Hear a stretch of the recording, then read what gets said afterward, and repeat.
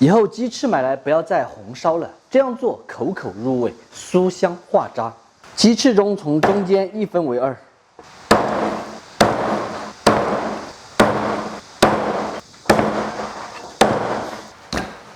来一点配菜的姜葱、胡椒粉，码状的，先给它腌制一会儿去腥。再来准备一点姜葱蒜口口，再来一点干辣椒、干花椒口口，紫姜切小条。腌制好的鸡肉把姜葱腌出来，来一点酱油、毛油、毛盐，下手先给它抓转的，最后来上一勺淀粉。再次抓转的就可以了，让鸡翅的表皮裹一层薄薄的粉，吃起来达到一个外香内嫩的口感。锅内来一点纯正的菜籽油，稍微多一点，油温5到6成热，下入鸡翅给它炸一下，勺子轻轻的推一下，大火一次性的把它炸至酥香并且金黄。还有一点就是要把它炸熟哈。炸好过后先露出来控油。这颜色看起来就安逸。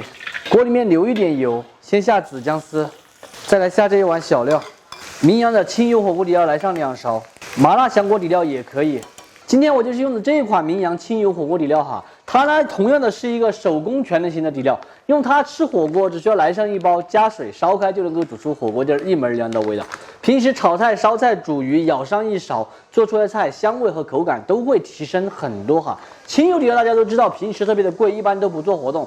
像这样一包238克的超市同款，超市里面一般是卖20来块钱。咱们现在搞活动，3包238克的清油火锅底料，外加1包麻辣香锅调料，总共到手这样子4包底料只要39块8，相当于每一包10块钱都不到，真的特别的划算哈。喜欢吃地道川味火锅底料的朋友，点视频下方链接直接去购买就行。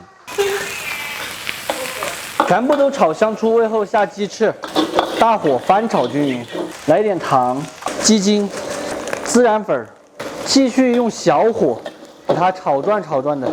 起锅前来一点香油、建华花椒油，起锅前撒一点白芝麻，炒熟的那种。你们看这个好不好吃吗？最后撒上一点性感的葱花，美味继承。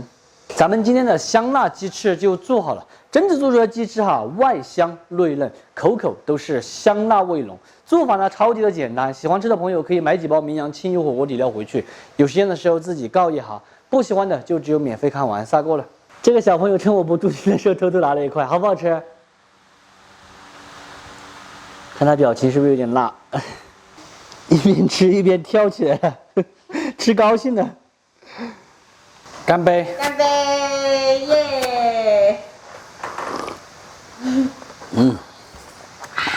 咱这鸡翅缩水了，那么小了。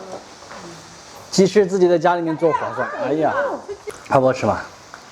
和你烧烤的比你外面烧烤的好吃吧？外面烧烤2个的话就是13块钱，这里11个18块钱，可划算哈。还自己做的更干净卫生。